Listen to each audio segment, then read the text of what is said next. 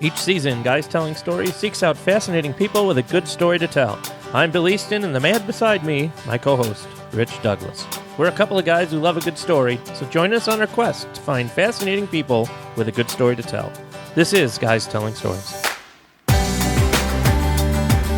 All right, Bill, welcome. How you doing, Rich? Doing great. Listeners, I'm Rich Douglas. I'm Bill Easton. Great to have you back. We're really excited about our guest today, John Kimmich. He is the founder, owner, and brewer at the Alchemist Brewery in Vermont. Vermont, maker of the world famous Heady Topper. That's right. Yeah. I've never had one. Have you had one? I have had one, and I tell you, having a beer like that is an experience in itself. And for a lot of our listeners, I'm sure, who haven't had it, just getting your hands on one is like a mythical experience. I'm going to ask him to mail me some beer. I don't think he's going to mail you beer. Just one. All right, but before we get to our interview with John, let's get to Try at Home.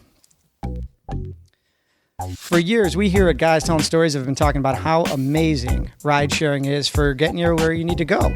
And our friends at Lyft have taken things to a whole new level. Lyft is the rideshare app that is basically your friend with a car. Lyft lets you request a ride, and in minutes, you're on your way in a safe, comfortable car with a happy driver. Now, ride-sharing has existed for years, but in some places, like here in Buffalo, New York, it's brand new. So, if you're new to Lyft, our listeners get a ride credit towards their first ride simply by using promo code GTS when you download the Lyft app. Guys Telling Stories, GTS. That's promo code GTS for new Lyft users. Good for a ride credit towards your first ride. Just download the Lyft app, type in promo code GTS, and you'll be on your way with Lyft. I'm excited. I'm excited because now I'm walking around, and as I'm walking around, all these people want to come up to me. And guess what they ask me, Rich? What did they ask you, Bill? How can I start my own podcast and be like you guys? What do you tell them? I tell them, well, the first thing you got to do is you got to find Libsyn. Libsyn is our podcast host. You know this. Oh, yeah. Have been for years. So we use Libsyn because you don't have to be a coder or developer to publish anything for your business. You just go on there. All the tools are there. Libsyn provides you all the tools to get your podcast out to the world. They connect to podcast directories and link all of your social media as well. So with the touch of a button, share your podcast with everybody online. And guess what? It's the same promo code. So right now, use our offer code GTS. Get your first month of podcasting hosting for free. That's right, it's free. Libsyn.com, Libysn.com. The offer code GTS. All right. John Kimmich. Bill, you said you'd never been to the brewery, never had the beer. Never. But for our listeners, John and his wife, Jen, started this brewery a few years back in the early 2000s, and they've had some ups and some downs. There was a flood. A hurricane? A hurricane, Hurricane flood. And we're going to ask them about that. And, you know, now their beer is sold within the Vermont region, and people come from all over the world to visit the brewery and get their hands on some of this amazing beer. So we're going to have to plan a road trip. Sure. Okay. Road trip. Yeah, road trip. But in the meantime, let's give John a call. Hey, John, welcome to the show. Oh, thanks for having me. We are so excited for our talk with you. We really wanted to make it down to the brewery, but I know. We still can. We will come there one day, and we'll let you know when we show up. So, you know, before we get too far into it, where can people find you and The Alchemist online? The best place to go is just go to alchemistbeer.com, and it connects you to all of our social media, anything that works for you. But you can find it right there. Yeah, and doing our research, we noticed you've been doing quite a bit of social media videos, and you're pretty active on that site, huh? Well, yeah, those videos, it's a way for me to explain my beers directly to the customer, and answer any questions that they might have and give them information, rather than have it some sort of big secret. It makes it fun to be able to scan that QRC code on the can, and it links you right up to our YouTube page, and so you can hear me talk about the beer as you drink it, and it seems to be a hit. People like doing that. Like it. Yeah, no, they definitely do, and it was cool to see you, the man behind the brewery, in person, hearing your voice. tell some of the stories. So let's get into a few. We always like to take our listeners on a journey and hearing about your roots, maybe life before the brewery. I know you and your wife run this together, maybe how you guys met. Take us wherever you think you should start. Sure, that's a big story. But it started when I was in college. I was at Penn State, and I brewed my first batch of homebrew with my brother-in-law, Todd, and just instantly fell in love with the whole process. It was at a pretty crucial point in my education. It was during my junior year, and I was a business major. I knew I wanted to own my own business, but at the time I didn't know what that was going to be. But I also had a real need to create something tangible at the end of my workday. I saw this horrid future laid out before me of wearing a suit and tie and pushing papers around for my life, and I just knew that was not going to happen. So when I discovered brewing, it was a really great thing, and so it kind of focused me for the end of my college. And then I just went for it. I saved up enough money to buy a cheap used car, and I packed it up and I moved to Vermont because I wanted to work for Greg Noonan at the Vermont Pub and Brewery. And so when I drove up here and introduced myself and told him I had everything I owned out in that car, and I'm here to work for you, and I'll take whatever job you got. And he made me a server at the 7 Barrel Brewery down in West Lebanon. And so for about a year, I would wait tables, and I would go in on my days off, and I would work for free in the brewery with the brewer, and just worked and learned and did what needed to be done. And after about a year, that Greg made me his head brewer up in Burlington. Wow. And that's where Jen and I met. Yeah, what was she doing in Burlington? Well, Jen, she's born and raised in Vermont, and she went to UVM for college, and then she was traveling, and she had just gotten back from traveling around the world by herself, and when we met. So I was the head brewer, and she came back and was waiting tables, and that's a whole nother story there. Yeah, was it love at first sight, as they say? It really was. Oh. It really was. And a month after our first date, we were engaged, and a year and a half later, we were married. So it was. There was no doubt about it, and we both shared a lot of common loves. She was very involved in the restaurant business and kind of saw herself with a future in the restaurant business, and I saw myself with brewing, and so, we got married, and again, we just started from scratch, and we did whatever we needed to do to pay the bills, and which was usually working 2 jobs at a time. And if I was brewing, that was great, but if I wasn't brewing, I was working in hotels, as a bellman, so I could get tips, and I didn't have to wait tables. Yeah. And we moved around the country for a couple of years. We were out in Wyoming and Idaho, and then back to Boston, and then finally back to Vermont.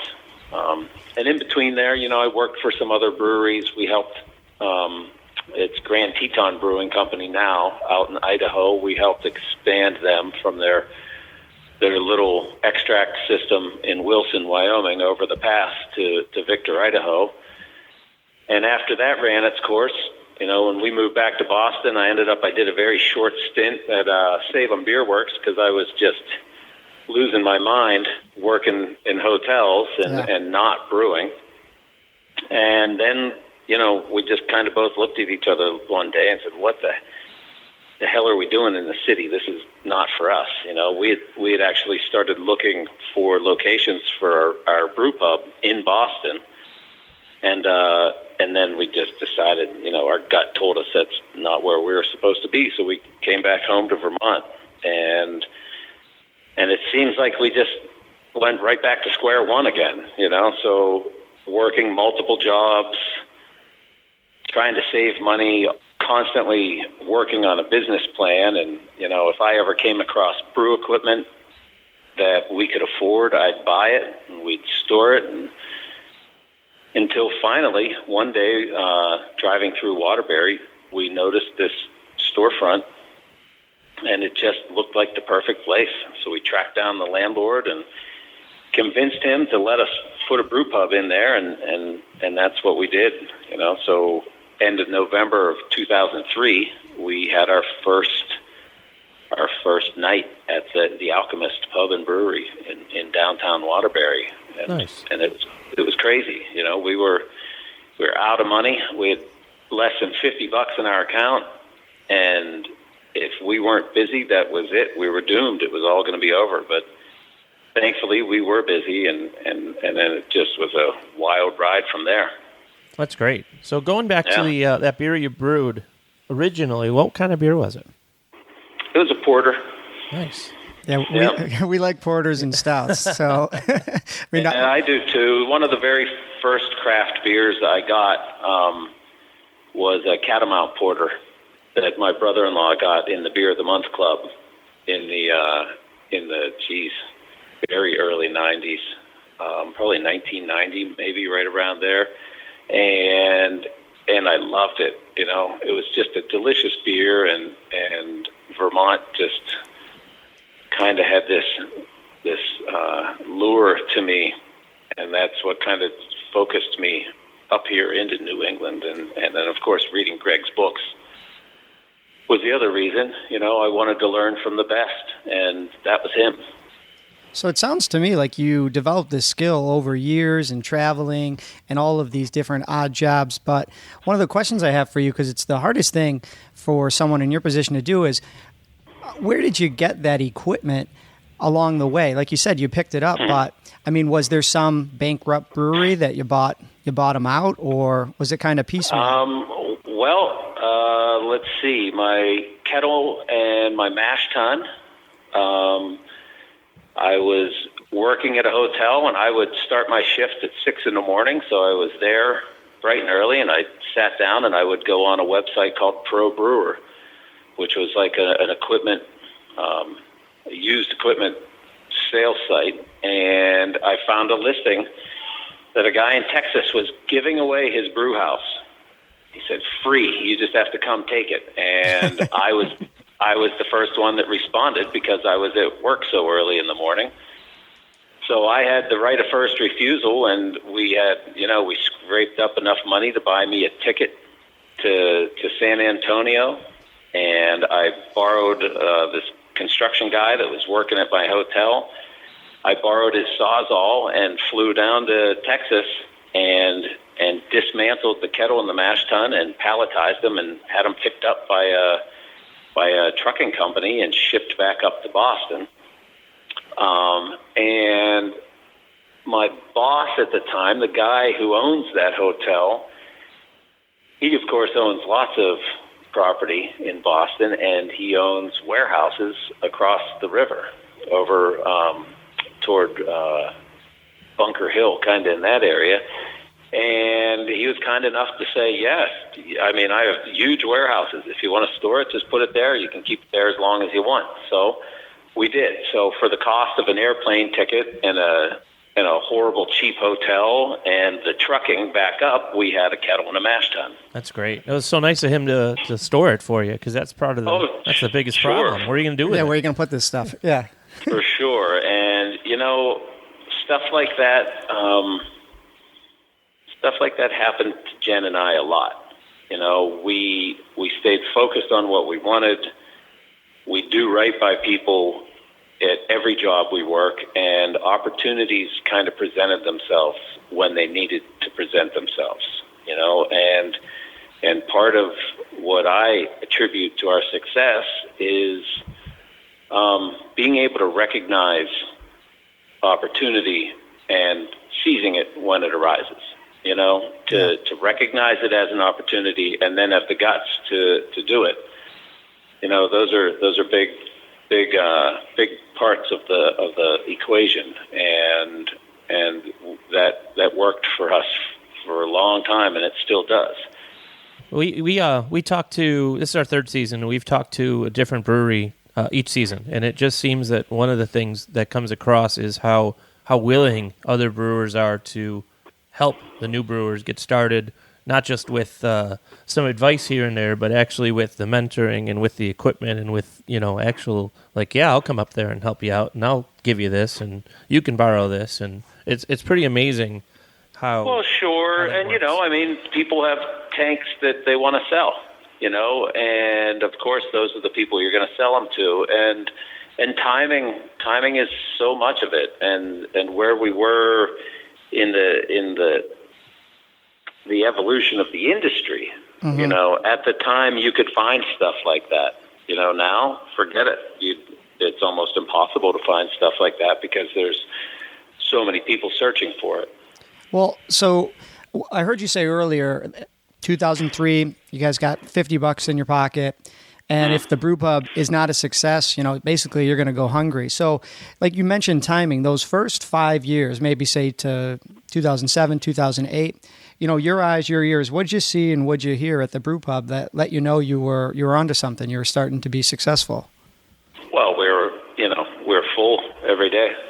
From the moment awesome. We opened our doors until the time we closed, we were very busy. And right around that time, of course, is when, user-based review sites like Beer Advocate and websites such as that's when they really came into existence. And then that just propelled notoriety forward for us because people would come and they would leave that pub blown away, and they would want to talk about it. And so word of mouth, we've never advertised, we've never really marketed ourselves. Everything that has come to us has come from customer satisfaction and word of mouth. So what was it? Was it the food, the beer, they throw peanuts around? How did it, well, what was the main draw? I mean, it's everything. We, Jen and I, have such a laser focus on quality and customer service and everything. We recognize what makes a restaurant successful, and we believe we know what qualifies as great beer. So we did what we do. I brewed my beer, and Jen ran the restaurant, and it was all of those things. It was atmosphere and food and beer and all of those things together that made it a unique place. And we had a concept of what we wanted our place to be like, and we made it real. It was a really cool place to hang out. And people were always looking for a great place to hang out. And if you get great food and great beer on top of it, you just kind of, success will come.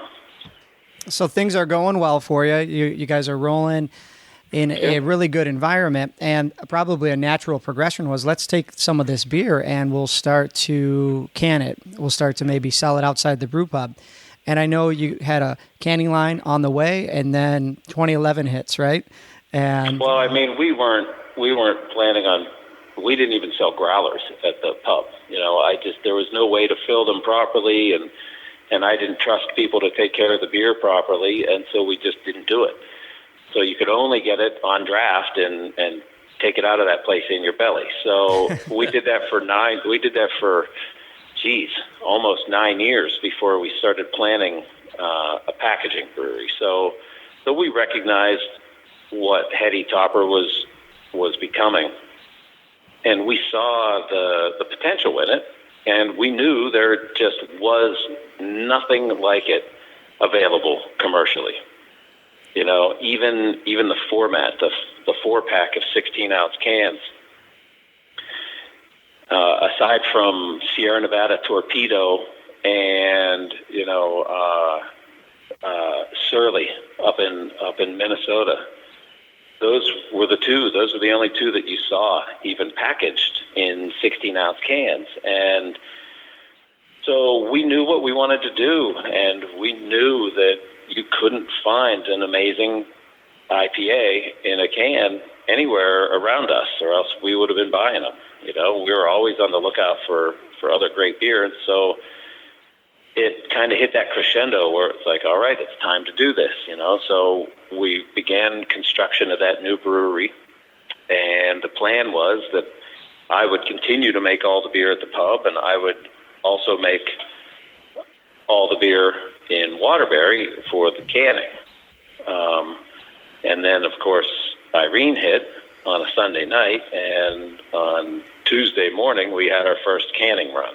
So the timing of it, all that hard work, and we're just about to do our first packaging run, and just like that, our pub gets absolutely decimated. So to say it was stressful is a huge understatement. Yeah.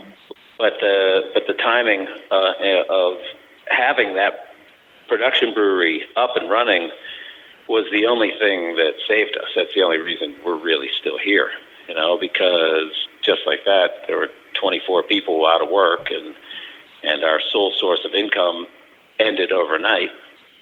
And so that packaging brewery saved us. So for those listeners that don't know, the brewery was in the basement of the brew pub, and the entire town was destroyed. Everything was gone, and the insurance company screwed us and didn't pay us for anything in the basement, even though we had been paying through the nose for flood insurance for years. They failed to point out that little detail that anything in the basement isn't covered. Wow. Jeez. So we totally got screwed, and we couldn't get insurance to put a brewery back in that basement. So that's when we decided to change gears, and we rebuilt the pub and leased it out, and the Alchemist Pub and Brewery was gone forever. So we put all of our focus into the production brewery, and in the first 2 years, we increased production 600%. Wow. So when we opened that packaging brewery, we had the capacity to do 1,500 barrels a year. We took an emergency loan from the flood and used it to buy more tanks so that we could double our production to 3,000. And then a few months later, we poured all of our money again into bumping it up to 6,000, and then began another major construction project to get it up to 9,000. And that's the max capacity for that facility. So, it's crazy. We were busy from the start, but of course it just grew and grew and grew. And eventually it was just so busy at that location that we had to shut our retail down because the property just couldn't handle that kind of traffic. So just like that, overnight, that was it. We were done selling retail, and we self-distribute, so we proceeded to distribute everything that we make out to almost 200 retail accounts within a 20-mile radius of the brewery. And that's one thing I do want to point out to any listeners who have not tried your beer yet, or maybe they're listening on the West Coast. Some of your beer is like a unicorn for people. They've heard about it. They think they may have seen it once, but they're not sure, if they're ever going to see it in real life. And that's not because you're not working your butt off. It's because you have a philosophy behind the Alchemist Brewery where you're not trying to ship beer to Hawaii or the West Coast. There's a philosophy behind that. So can you talk about Heady Topper and how you distribute that beer on basically a weekly basis? Well, sure. I mean, we deliver 5 days a week. And for Jen and I, it's, of course, the beer is everything. And the quality of the beer is what drives everything. But making more and more and more beer is not what drives us. We are very socially conscious people. It has always been important to us, even though it would be easier to take all that beer to 2 or 3 huge distributors and sell it all retail right there. We went the other route, which is how can we share the benefit of Heady Topper with as many Vermont businesses as possible. So, we work really hard to maintain these couple hundred accounts, and some of them only get 2-3 cases a week.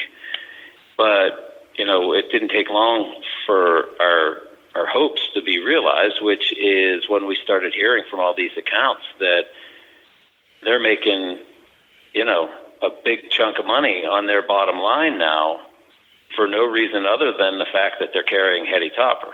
So, the sales of the beer itself, plus the increase in their sales from the increased traffic of people coming through, that is immensely important to Jen and I.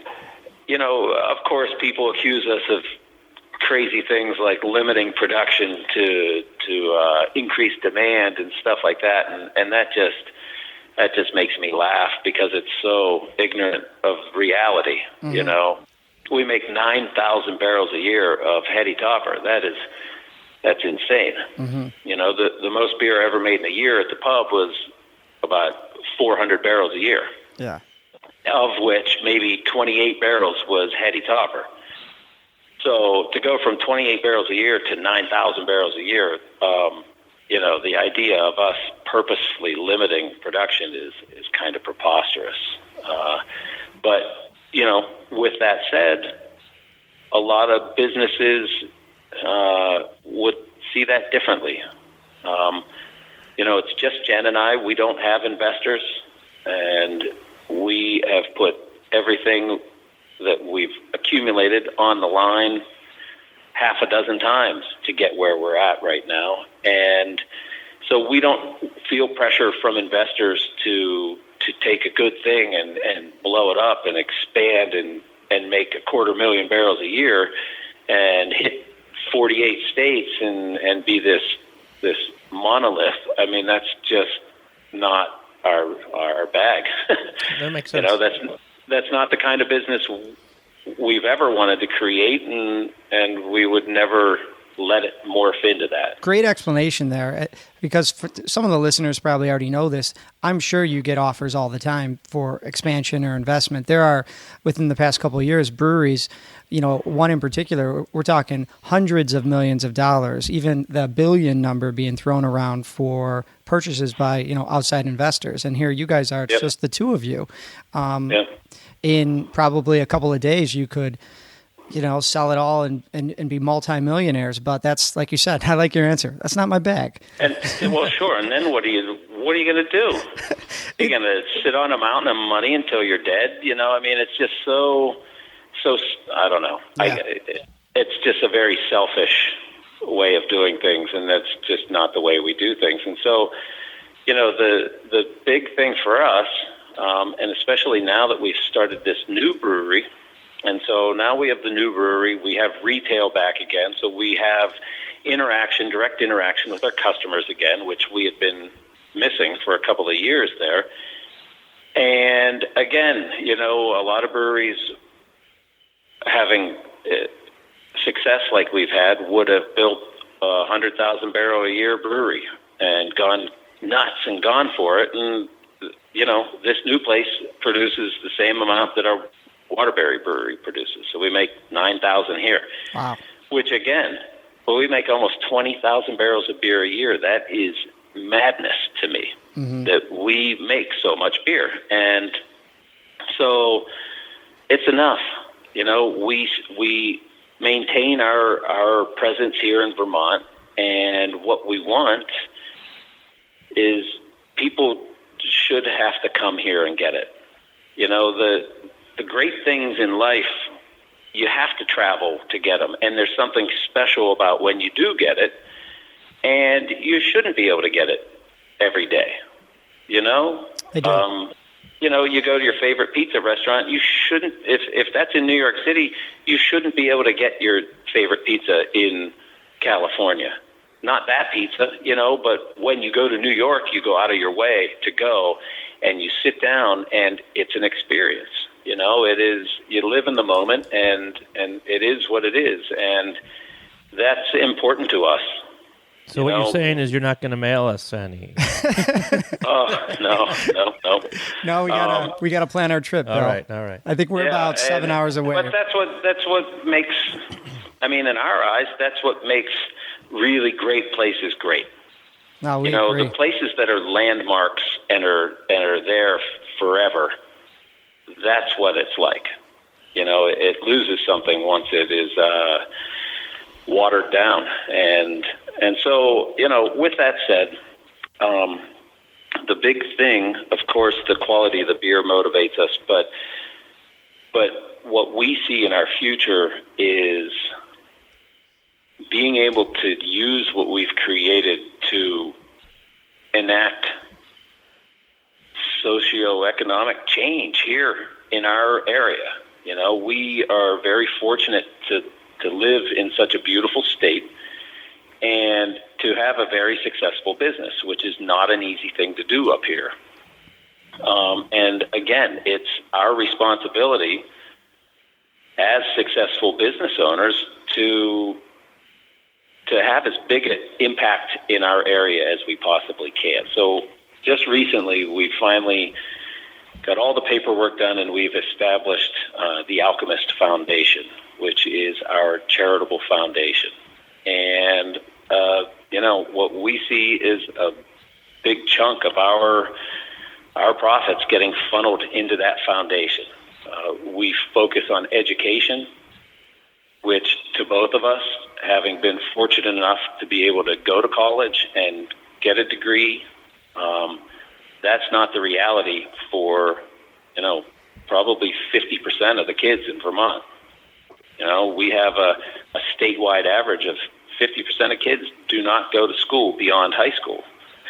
And how do you keep them here in Vermont, and how do you give them hope for a better future, and how do you help them find training to have quality jobs and not get stuck cleaning rooms or carrying bags, which is what Jen and I did with college degrees, right?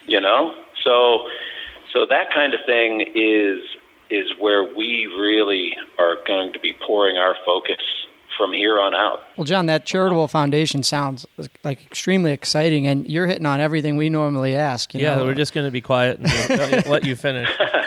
Well, it's a super exciting time for us, and environmentally, our goal is to have this brewery a zero waste brewery in a couple of years, and we're well on our way to doing it. We built at our expense a wastewater treatment plant here in the brewery in Stowe. So nobody made us do this. This is something that was important to us, and boy, did we get we got put through the ringer with getting it permitted and installed and convincing everybody that this is going to be viable. And now we discharge in our wastewater preposterously clean waste stream. And we side stream our high-strength waste. It goes to a compost company that transports it to the Vermont Technical College, and they put it through their digester and produce green energy and power their college campus with our waste stream. That's cool.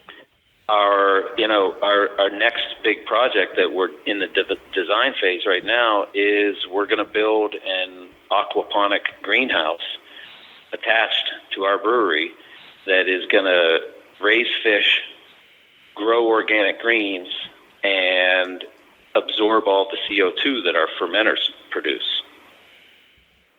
And these are amazing things, so it's such a, of course, beer is exciting, but my God, we have some really, really cool and exciting things in the works that again, it's about setting that bar higher and higher with everything that we do. Well, John, we're so excited where you've taken this conversation because, like you said, beer is great, but there's a lot more going on there in addition to brewing the beer. So, as we sort of wind this thing down, we always like to ask for you to give someone some advice just starting out, and feel free to take that where you want. It could be a new brewer. It could be that kid who just graduated high school. What advice would you give to somebody who's just starting out on their own path? So much of it comes down to work ethic, and no job should ever be beneath a person. everybody needs to work those bottom rung jobs, and you need to have an appreciation for what people go through that are stuck in jobs like that. Right. And it should be a motivating factor for you, to be able to help people like that someday. And again, when we hire employees, we've hired people that have zero brewing experience, but we knew what kind of worker they were, and we knew that they had the potential to do whatever we wanted to train them to do. And it's proven true time and time again. A couple of my brewers never brewed in their lives until we wanted them to be brewers for us. And they're fantastic brewers. And they have a career now, and they have a future. So, these things are all part of the big picture. And for people starting a business, the impact you have on people's lives should be the big motivating factor, And when you treat people right, the work that you draw out of them and the loyalty that you garner is priceless. So really, work. Just be a hard worker and get along. Yeah, right on. And don't feel that you're above anybody else. You see that. I hate to say it, and I don't want to sound like some old dude, but I see young people that don't want to pay those dues. They see the glory side of for being in brewing. They see that glorious side of it, and they want that. Like, well, for over 10 years, yeah, I worked whatever job I could get, and I was the low man on the totem pole. But it doesn't matter. You make your mark by your quality of work and what impression you leave on your employer. And that's a good story. That's a good story, and you're doing good things not just for the environment and with your foundation, but also as a role model. It's a good lesson, and telling the story about how you guys got started and actually doing the baggage at the hotel and opening the doors and all of that is, as a role model, just as important as everything else that you're doing now and in the future. Yeah, John, without you even knowing it, you're hitting on the same sort of advice that a lot of our guests have been given this season. We spoke with the race director of the Boston Marathon, Dave McGilvery, and this man said that running that Boston Marathon is like the Kentucky Derby, like Mount Olympus. It's like it's that holy grail of races, but you do need to earn it. So you can't just say, I'm going to run it this year. And you can't just say, I'm going to jump in and give it a shot.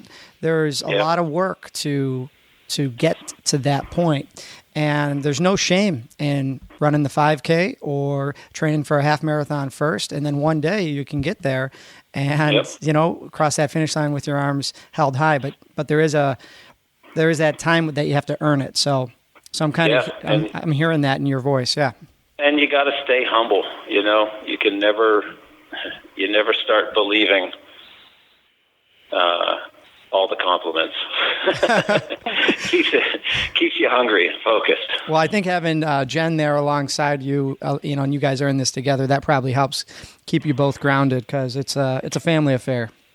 Oh, tremendously. I mean, the Alchemist would have disappeared many, many, many years ago if Jen wasn't the business genius that she is, and she is such a driving force behind our social footprint. She is so passionate about stuff like that, and especially being born and raised here in the state, she has such a desire to see people succeed through adversity. There's a lot of kids out there that have pretty crappy role models at home. And, how do you inspire those kids? And man, she's great at it. John, this has been fantastic, and I hope one day we get a chance to speak with Jen as well. And I think listeners are going to get a lot out of hearing about the brewery and your roots and how everything came to be, but also all the exciting stuff you have coming in the future too. And I know, Bill, I'll say it right now. We got to take a road trip there. Okay, it was in my calendar for last week. It's a pretty cool place. Where are you guys based? So we are about 7 hours away. We're in Buffalo, New York. And, we could just hit the 90 and be there in a day, but we'd have to turn it into a weekend, I'm sure, if we're going to taste some of your amazing beers. Be there by 7:30. Yeah, Buffalo's a haul, man. You're 9 hours away. 8 hours, 9 hours. Yeah, but, John hasn't seen me drive. I drive right past on my way to Pittsburgh when we drive home. Yeah, exactly. So, but you know what? It's like you said, we'll stay in a bed and breakfast or something local, and I'm sure we'll get a chance to take it all in. I wouldn't want to rush a visit like that. I want to stay in the Newhart house. Is that that was Vermont, right? Newhart? Oh, TV maybe. Show? I don't know. We'll have to look that one up. There's a lot of great places that you can visit while you're here, so awesome. You'll have to make a trip of it. Definitely. Well, John, if you don't mind, would you plug your social media and where people can find out more information about you and Jen and the brewery? It all branches out of our website, alchemistbeer.com. Awesome. So head there. And again, thank you so much for an amazing interview today. I got nothing else. Of course. Awesome. My pleasure. All right. Well, Go Steelers. Yeah, there you go. All right, John. Thanks for sharing your stories. Sure thing, guys. John Kimmich. Wow. It was pretty cool. Yeah. Wow, man. They have so much exciting stuff going on. I guess I want to see this green carbon dioxide eating machine. Stuff like that fascinates me, and I don't understand the science behind it. Yeah, so I kind of want to, get to the brewery and of course try the beer, but take a look at their road trip. Take a look at their new facility. That's something else. Well, quick reminder, thanks again to Lyft, the rideshare app that'll pick you up and give you a ride when you need one. Remember, if you're new to Lyft, use promo code GTS for ride credit towards your first ride. That's promo code GTS for ride credit towards your first ride with Lyft. Also want to thank Libsyn. They provide everything you need for your podcast. And again, you get your first month for free. Go to libsyn.com. Use the offer code GTS. They'll give you your first month of podcast hosting for free. Wow, I'm so excited that we got a chance to talk with John, and we really hope you guys enjoyed this episode. I did. Yeah. If you have any people in your life who are fans of beer, do us a favor, tag them in this post, let them have a listen to John's interview, and we really appreciate all the love you guys have been giving us this season. It's been really great. I like the beer. We've done a brewery. I mentioned it to John. We've done a brewery every season, and we always get good feedback, so hopefully we get good feedback on this one as well. Yeah, awesome. All right, until next time.